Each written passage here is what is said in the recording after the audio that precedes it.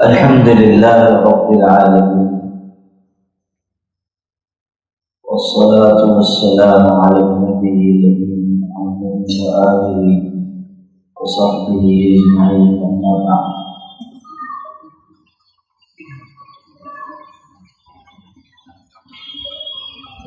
انسان جب نیکی کے راستے پر چلنا چاہتا ہے تو اس کو دو طاقتیں روکتی ہیں، ایک شیطان کی طاقت اور ایک نفس کی قوت۔ نفس اور شیطان دونوں دشمن ہیں انسان کے۔ ایک دشمن ایسا ہے جو باہر ہے، شیطان انسان کا باہر کا دشمن، اور دوسرا دشمن نفس ہے جو انسان کے اندر ہے، اور اس لیے یہ زیادہ خطرناک ہے۔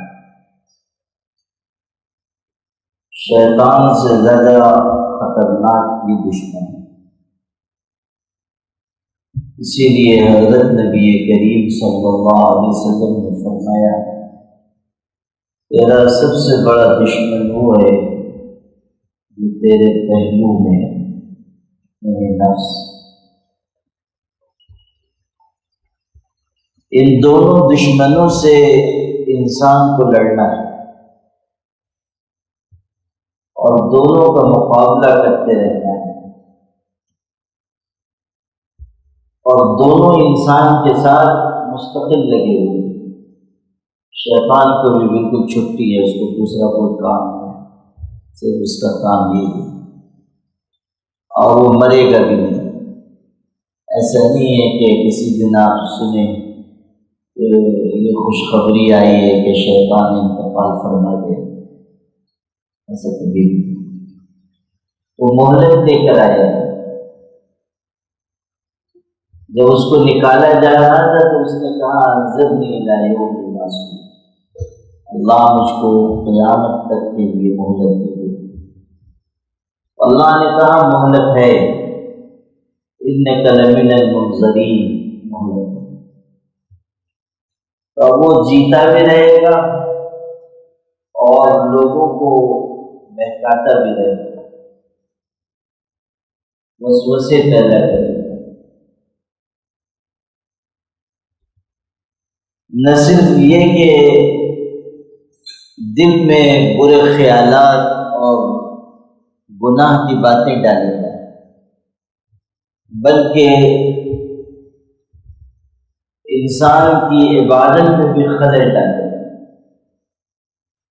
حدیث پاک میں ہے وضو کے لیے الگ شیطان ہے، وہ وضو کے وقت انسان کو وساوس کے ذریعے پریشان کرتا ہے۔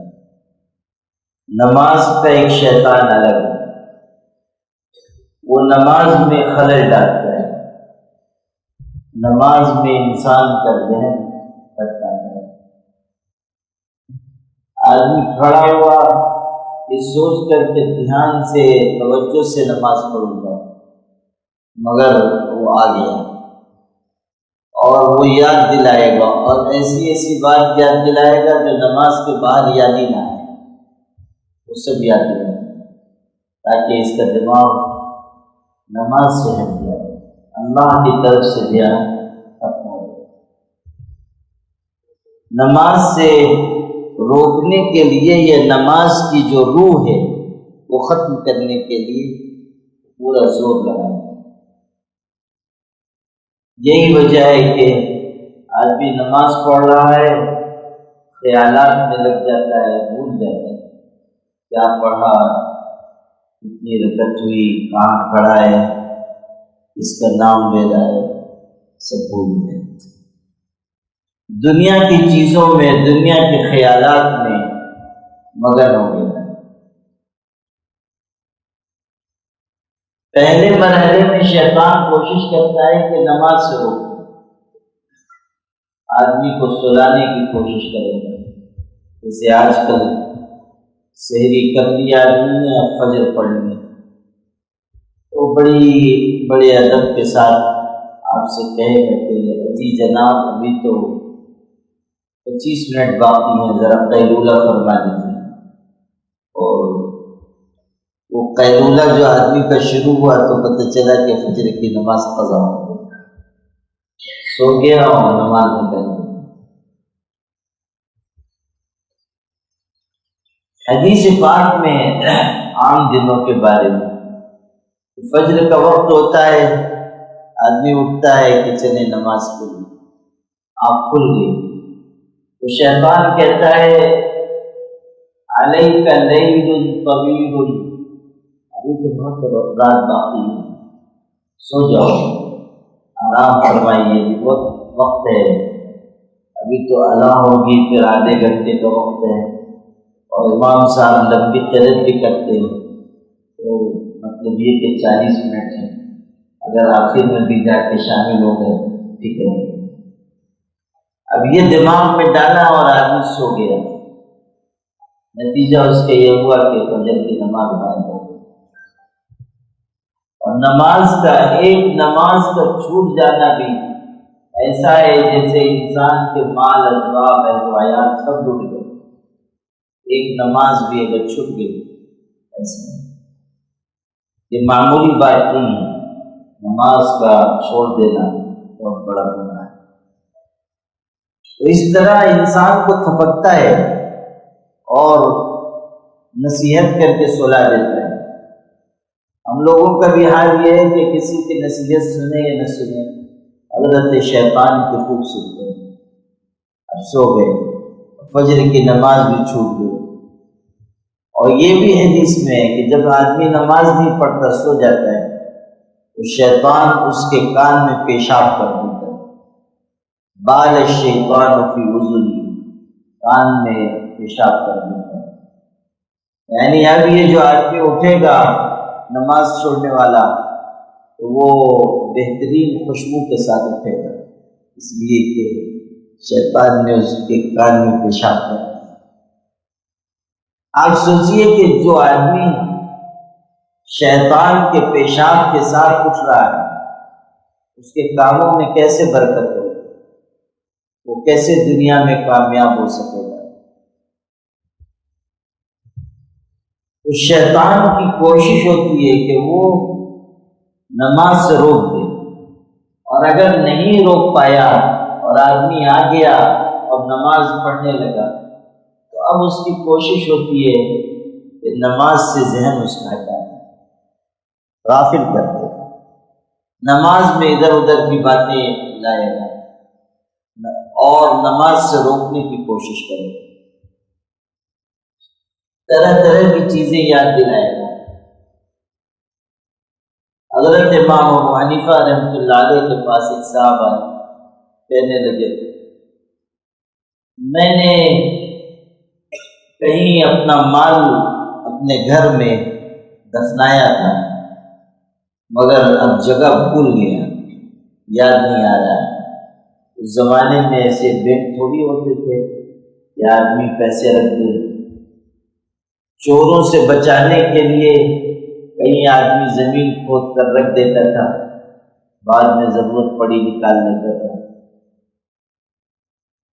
اس آدمی نے بھی بہت سا مال کہیں گھر میں دفنایا مگر بھول گیا کہ کہاں میں نے دفن کیا ہے۔ تو حضرت امام صاحب کے پاس گیا اور کہنے لگا ایسا ایسا معاملہ ہو گیا ہے، کوئی تدبیر بتا دیجیے کہ جگہ یاد آ جائے۔ حضرت نے فرمایا کہ یہ کوئی فقہی مسئلہ تھوڑی ہے میں جواب دوں۔ اس نے کہا نہیں کچھ تو آپ بتائیے۔ حضرت نے کہا اچھا جا آج رات کو عشاء کے بعد وضو کر کے صبح تک نماز پڑھتے رہنا، اللہ تعالیٰ فضل کرے گا، صبح تک نماز پڑھنا۔ وہ گیا، اگلے دن آیا خوشی خوشی، کہا حضرت آپ نے بڑی اچھی تدبیر بتائی تھی، میں نے نماز شروع کی اور مجھ کو یاد آ گیا، پہلی رکعت میں یاد آ گیا۔ نماز شروع کی تھی اور یاد آ گیا کہ کہاں مال دفن کیا ہے، بس کھود کر نکال لیا، الحمدللہ۔ اور ظاہر ہے کہ جب مال مل گیا تو تھوڑی ہی فجر تک شکرانے کے نفل پڑھ رہا تھا، چادر اوڑھ کے سو گیا۔ حضرت نے فرمایا مجھ کو یہ خیال تھا کہ شیطان تجھ کو رات بھر نماز نہیں پڑھنے دیگا، تو یاد دلایا، نماز سے روکنے کے لیے یاد دلایا، اس لیے میں نے تجھ کو یہ کہا تھا کہ نماز پڑھ۔ حضرت امام ابو حنیفہ بہت ذہین آدمی تھے، صرف علم نہیں تھا ان میں، ذہانت تھی، بہت ذہین شخص تھے، ایسی ایسی باتیں ڈھونڈ کے لاتے تھے کہ سبحان اللہ۔ ان کے زمانے میں ان کے علاقے میں چوری ہو گئی، اور چور بھی جو ہے پڑھے لکھے لوگ تھے، مسئلے مسائل جانتے تھے، وہ آئے گھر میں چوری کی اور اس کو باندھ دیا جو مالک کے مکان تھا، اور جب جانے لگے، چونکہ اس نے دیکھا پہچانا یہ چور ہے، جانے لگے تو چوروں نے کہا کہ قسم کھاؤ اور یوں کہو کہ اگر میں نے کسی کو بتا دیا کہ چور کون ہے تو میری بیوی پر 3 طلاق۔ اگر میں نے بتا دیا کسی کو کہ کون چور ہے، 3 طلاق۔ اب وہ بیچارہ مجبور تھا، کہہ بھی دیا اس نے۔ اب وہ لوگ مال سمیٹ کے چلتے بنے، اور ظلم یہ کیا کہ صبح اس کا سارا ساز و سامان بازار میں بیچ رہے ہیں۔ یہ بھی بیچارہ دیکھ رہا ہے، لیکن کرے تو کیا کرے؟ اگر کہے کہ یہ چور ہے تو بیوی جائے ہاتھ سے، اور بیوی بچانی ہے تو مال پہ صبر کرنا پڑے گا۔ حضرت امام ابو حنیفہ کے پاس پہنچا، کہنے لگا حضرت ایسا ایسا قصہ ہو گیا۔ حضرت نے فرمایا اچھا کوئی تدبیر نکالتے ہیں۔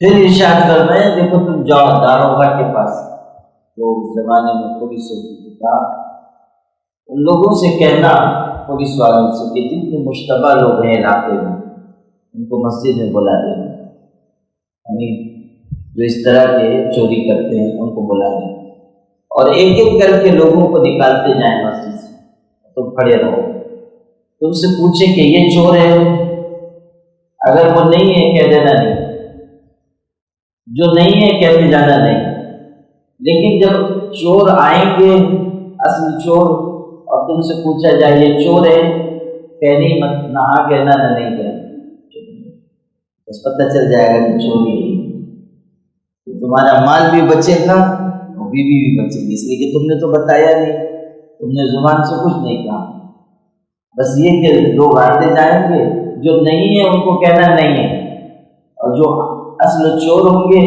جب ان سے ان کے بارے میں پوچھا جائے تو چپ ہو جائے، تو داروغہ سمجھ جائے گا کہ چور یہ سو پکڑ گے۔ آپ سوچیے کیسی تدبیر نکال کے لائے، مال بھی مل جائے اور طلاق بھی نہ ہو، یہ ذہانت کی بات ہے۔ خیر آپ کو یہ سنا رہا تھا کہ انہوں نے تدبیر بتائی کہ نماز پڑھو، اور بعد میں یہ بتایا کہ مجھ کو خیال تھا شیطان تم کو نماز نہیں پڑھنا۔ شیطان کا کام یہی ہے کہ وہ اچھے اعمال سے، بھلی باتوں سے انسان کو روکتا ہے اور برائی کی طرف لے جاتا ہے۔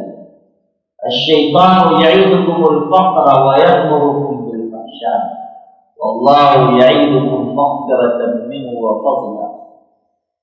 شیطان فقر و فاقے سے تم کو ڈراتا ہے کہ اگر تم مال خرچ کرو گے تم خود فقیر ہو جاؤ، اس لیے خرچ مت کرو، کنجوس بنے رہو، اور تم کو بے حیائی کا حکم دیتا ہے، بری باتوں کی طرف لے جاتا ہے، بدنگاہی کی دعوت دے گا، زناکاری کی دعوت دے گا، یہ سب دعوتی شیطان کی ہے۔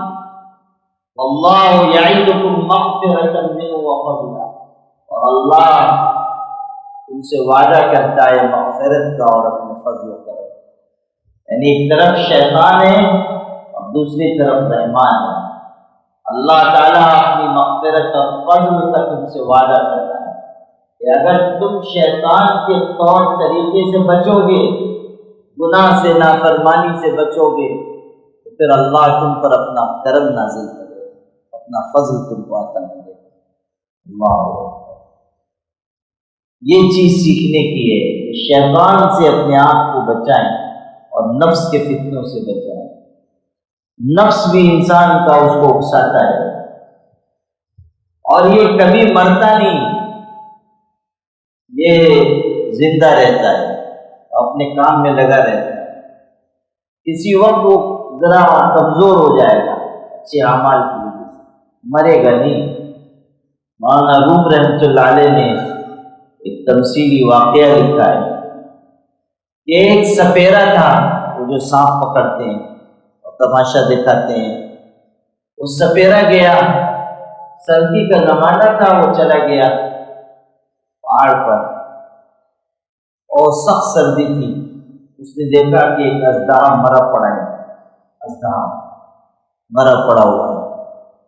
اس نے پکڑ لیا، اٹھا لیا اور بستی میں لے کر آ گیا اور سب کو دکھاتا پھر رہا ہے، بتا رہا ہوگا کہ دیکھو ہم نے کیسا خطرناک اژدہا شکار کیا ہے اور پکڑا ہے۔ لوگ جمع ہو گئے اور یہ سب کو دکھا رہا ہے، اور دن بھی چڑھ رہا تھا، دھوپ تھوڑی سخت ہوئی۔ وہ جو اژدہا تھا وہ مرا نہیں تھا، بلکہ سخت سردی کی وجہ سے وہ ٹھٹر گیا تھا، سردی کی وجہ سے اس کا جسم جو ہے اکڑ گیا تھا، ایسا معلوم ہو رہا تھا کہ مر گیا۔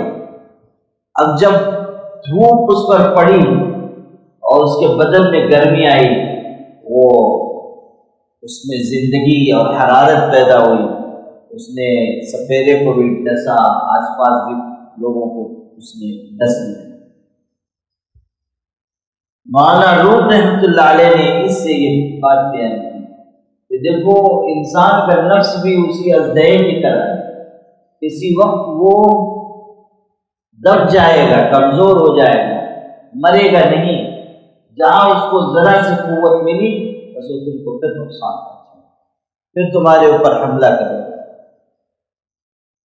نفس اور شیطان، ان دونوں سے مقابلہ کرنا ہے انسان، نفس سے بھی اور شیطان سے بھی، اور انسان ان دونوں کا مقابلہ کرنے میں عام طریقے پر کمزور پڑ جاتا ہے۔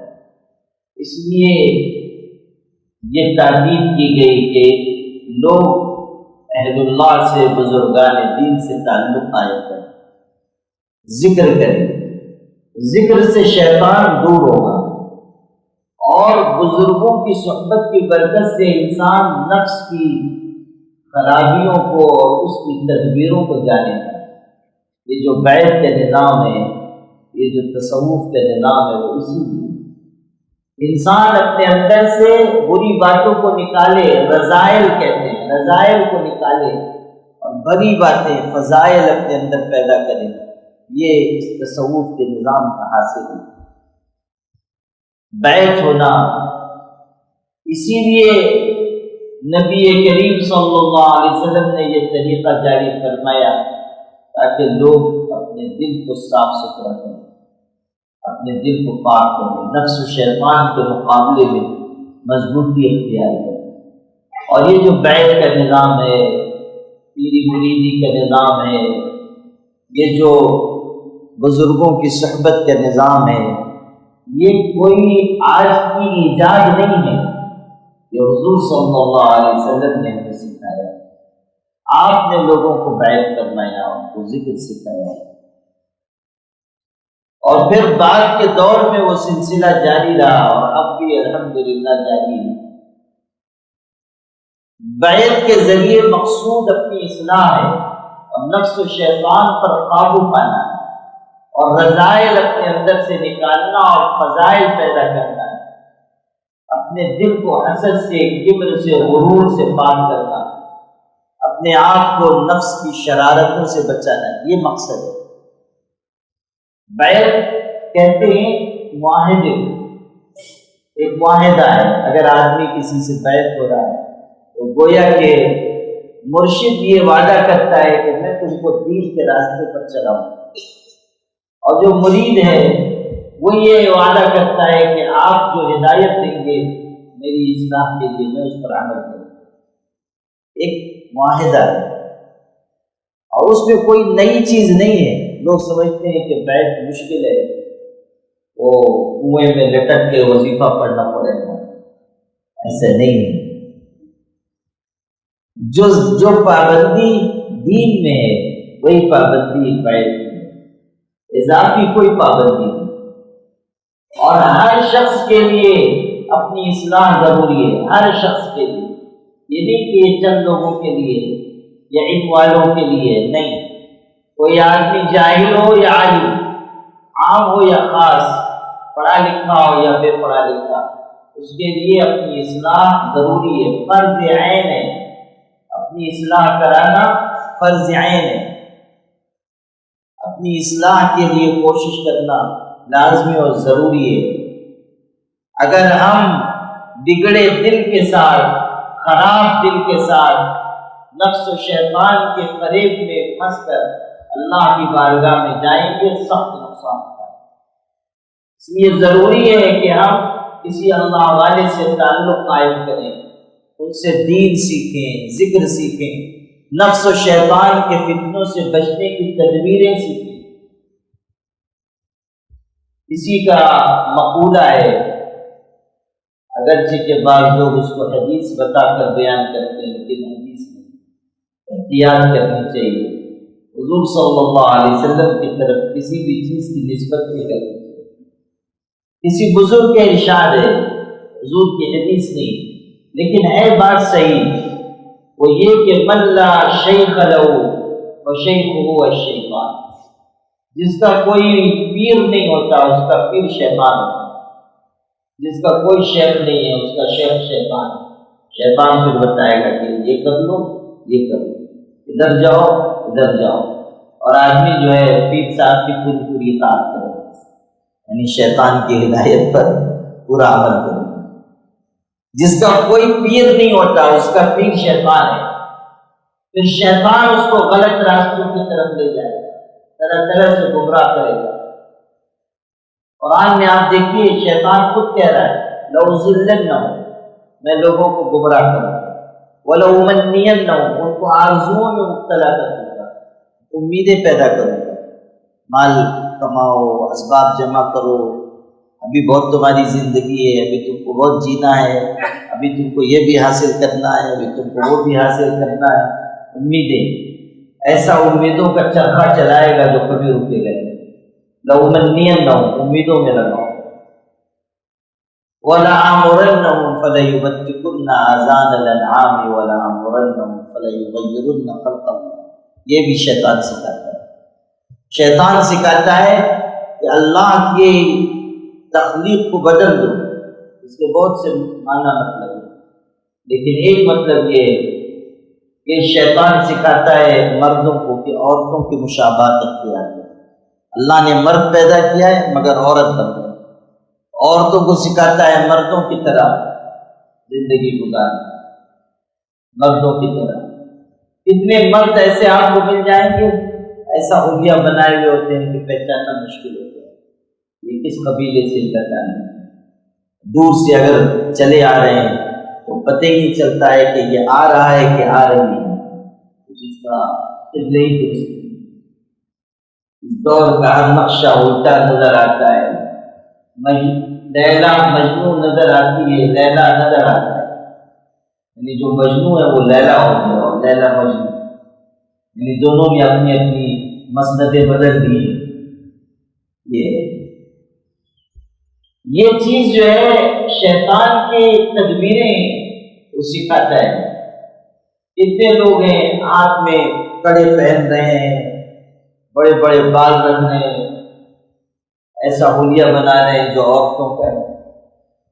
عورتیں جو ہیں وہ بال کٹوا کے بے پردہ ہو کے کر رہی ہیں جیسے مرد ہیں، شیطان کی یہ سب تربیت، اسی لیے قرآن نے کہا لا تتبعوا خطوات الشیطان، شیطان کے نقش قدم پر مت چلو، وہ تمہارا کھلا ہوا دشمن۔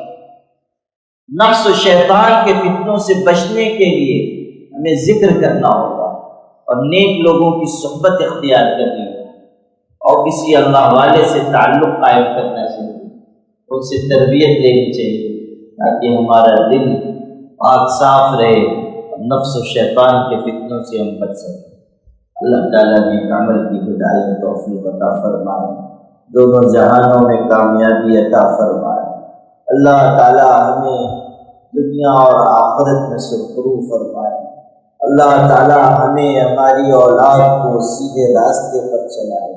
اللہ تعالیٰ ہر شر سے بچائے، اللہ تعالیٰ ہر مکر سے بچائے، اللہ تعالیٰ ہر حادثے سے حفاظت فرمائے۔ اللہ تعالیٰ عافیت نصیب فرمائے، عافیت نصیب فرمائے۔ اللہ تعالیٰ عافیت والی زندگی عطا فرمائے، عافیت والی موت عطا فرمائے۔ اللہ تعالیٰ ہمیں اور ہماری آل و اولاد اور متعلقین کو حقوق ادا کرنے کی توفیق عطا فرمائے۔ اللہ تعالیٰ ہمیں علم نافع نصیب فرمائے، عمل صالح کی توفیق عطا فرمائے، اخلاص کامل عطا فرمائے۔ اللہ تعالیٰ تیرے لیے جینے کا ذوق عطا فرمائے۔ اللہ تعالیٰ اپنے کرم سے ہمیں سجدوں کی کثرت نصیب فرمائے۔ اللہ تعالیٰ نماز کی رغبت عطا فرمائے۔ اللہ تعالیٰ اس ملک میں اہل ایمان کو غلبہ عطا فرمائے۔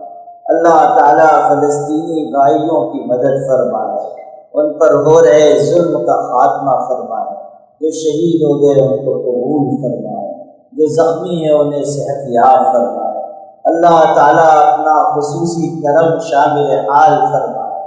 اللہ تعالیٰ ان کو غلبہ عطا فرمائے، انہیں فتح مبین عطا فرمائے۔ اللہ تعالیٰ ان کے قدموں کو مضبوطی عطا فرمائے۔ اللہ تعالیٰ ہمیں اور ہماری اولاد کو دین پر قائم رکھے، آخری سانس تک ہر قسم کی معذوری، مجبوری اور محتاجی سے بچائے۔ اللہ تعالیٰ بیماروں کو صحت عطا فرمائے، پریشان حالوں کی مدد فرمائے۔ اللہ تعالیٰ مقروضوں کو قرض سے نجات عطا فرمائے۔ اللہ تعالیٰ ہر الجھن کو دور فرمائے۔ اللہ تعالیٰ ہمارے گھروں میں نعمت عطا فرمائے، برکت عطا فرمائے، خوشحالی عطا فرمائے، آپس کا تعلق نصیب فرمائے، بہترین محبتیں قائم فرمائے۔ اللہ تعالیٰ قبر کے عذاب سے بچائے، جہنم کی آگ سے بچائے، اپنے غصے سے حفاظت فرمائے۔ اللہ تعالیٰ بہکنے بھٹکنے سے ہماری حفاظت فرمائے۔ اللہ تعالیٰ ایمان کے بعد کفر سے حفاظت فرمائے، ہدایت کے بعد گمراہی سے حفاظت فرمائے، عزت کے بعد ذلت سے حفاظت فرمائے۔ اللہ تعالیٰ ہر پریشانی سے ہمیں محفوظ فرمائے، ہر برے دن بری رات سے بچائے، نفس و شیطان کے فتنوں سے بچائے۔ اللہ تعالیٰ ہمیں سیدھے راستے پر چلائے، اللہ تعالیٰ ہمیں صراط مستقیم پر چلائے۔ اللہ تعالیٰ ہماری ہر ضرورت کو غیبی خزانوں سے پورا فرمائے۔ اللہ تعالیٰ ہمیں خوب ذکر کرنے والا بنائے، شکر کرنے والا بنائے، قرآن پاک کی تلاوت کرنے والا بنائے۔ اللہ تعالیٰ تیرے پاک کلام سے کامل محبت عطا فرمائے۔ اللہ تعالیٰ رسول کریم صلی اللہ علیہ وسلم سے گہرا تعلق عطا فرمائے، اتباع سنت کا ذوق عطا فرمائے، محبت و معرفت کا نور عطا فرمائے، جب تک زندگی ہے ایمان پر قائم رکھے، اور جب وقت خاتمہ آئے اپنے نام پر وفات عطا فرمائے۔ اللہ تعالیٰ رمضان کی قدر عطا فرمائے، خوب اعمال کی کثرت عطا فرمائے۔ اللہ تعالیٰ رمضان میں ہماری مغفرت فرمائے۔